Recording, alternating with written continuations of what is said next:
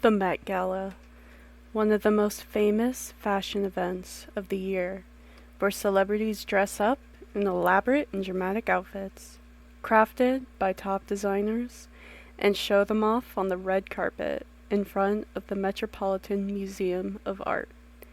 But with a $75,000 price ticket, why do celebrities keep paying to attend this expensive event year after year? And why did what was originally just a fundraising event become a hotspot for celebrities in the first place? Stay tuned to find out on this week's episode of Societal Subject. First, let's start with the history of the Met Gala and how it became the illustrious event it is today. The Met Gala began in 1948, led by the fashion publicist Eleanor Lambert, and was created for the purpose of raising money for the Costume Institute, a new wing in the Metropolitan Museum of Art devoted to the art of costume making. In its beginnings as a benefit, the tickets to the event were $50, which would be about $650 today. The event was solely comprised of a dinner and was attended almost exclusively by those in the fashion industry and members of New York's high society. So, while it was a glamorous event, it was kept pretty local. This all started to change in 1972, when Diana Vreeland, a fashion columnist and editor from Vogue, became a consultant for the Costume Institute. Instead of hosting the Met Gala as a simple dinner, she began hosting them as lavish parties with expensive perfume pumped directly into the air.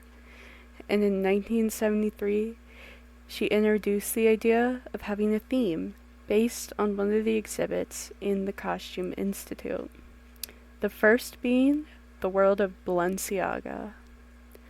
Under Vreeland's control, the Met Gala began to include celebrities on its guest list, including artists like Andy Warhol, singers such as Cher, and even politicians such as Henry Kissinger. In 1999, Anna Wintour took over as chairperson and continues to run the Met Gala to this day.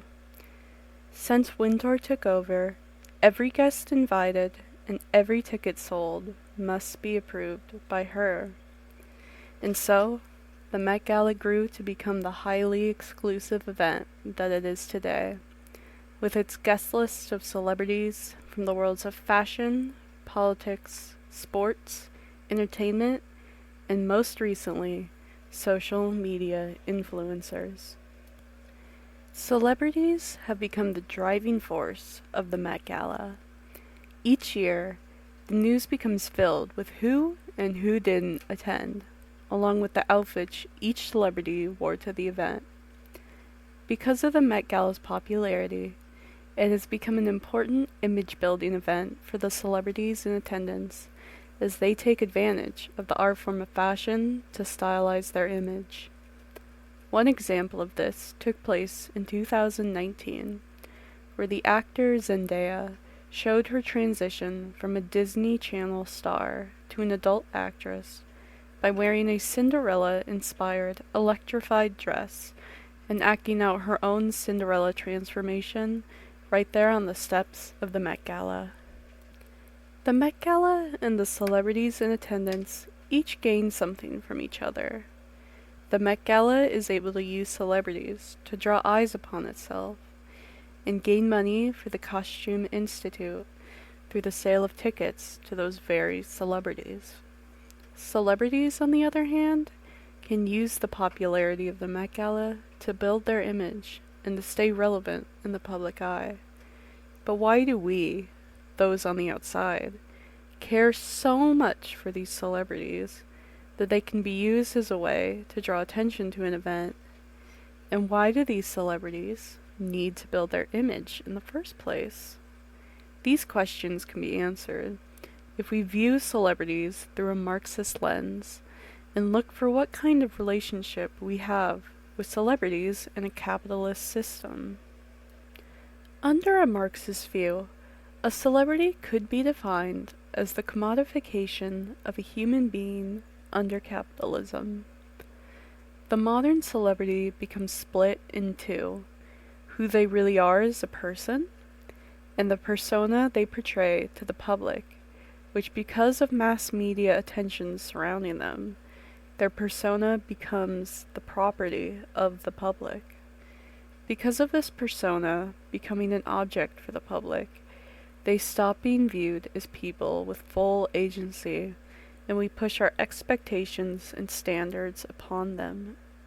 However, we don't fully view them as an object, as we see their trials and tribulations as a person through the paparazzi and news publications. And so, we are left with this split between seeing them as not fully human, and yet still admiring them for the glamorous lives they portray. We see them as objects of identification, wanting to be like them and gain the status and wealth that they have, and yet, because they are so highly visible, we criticize their every action, from the clothes they wear to the brands they promote. Because of this, the question becomes, why? Why can't we view celebrities as regular people, and instead view them as objects to be consumed? To answer this question, we now turn to Karl Marx and his idea on commodity fetishism. In his book, Das Kapital, translated into English as Capital, a critique of political economy. Marx's theory on commodity fetishism describes how we give a mystical quality or power to an object or commodity, ignoring the productive system that gave us that commodity in the first place. This essentially means that we, the consumers, and our money are connected to the commodity that we purchase instead of to those who made it, and the true relationship is one between our money and the commodity, not one between people. This separation allows for dehumanization to flourish between people and the commodities they purchase. We stop valuing the workers who brought us the commodities we enjoy and put all our value into the object itself. For example, when you purchase an item off Amazon, you don't think about how that item was manufactured, or the people that put time into designing and creating the item, or even think about the process among humans that took place for that item to be delivered to you. We simply see it appear in our mailbox without ever connecting that object to another human being. Because we place so much value on the objects or commodities we purchase, relationships between humans are replaced by spectacles, or indicators of consumerist and capitalist culture.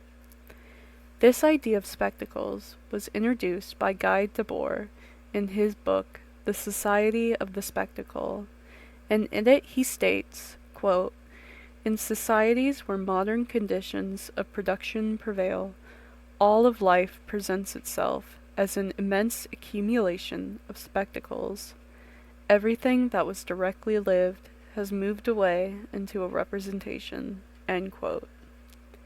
Simplified, his idea of the spectacle means that representations of events and people in forms of mass media alter how we understand those very events and people. For example, the representations of war that we see in forms of mass media, such as movies, become how we view war to be, and the representations of a person in media, such as how they portray themselves in interviews, becomes how we view that person. In connecting these ideas to celebrities, we view celebrities as commodities that have been sold to us. We are drawn to them by the representations of their personalities that we see in the media and the symbols of wealth and status that they put on display. In other words, We are drawn to them by the representations of themselves that they sell to us, not the real them. We then become fans of these celebrities, and our relationship with them becomes one similar to the relationship between a consumer and the product that they buy, and we invest time, money, and energy into them. Because of this investment, we dehumanize them, and we as consumers feel entitled to the details of a celebrity's life. We care about their relationships, lifestyle, and appearance, and because we look into their lives, celebrities feel the need to maintain their appearance to stay liked and relevant in the public eye. The celebrity status derives from the accumulation of social esteem or social disparagement that builds from the evaluative judgment of each person who views them. This is why we see celebrities attending events such as the Met Gala. They need to keep up their appearance and portray themselves in a positive light. And so, despite the cost of the event, they fight to get in and make their presence known through the glamorous outfits designed for them.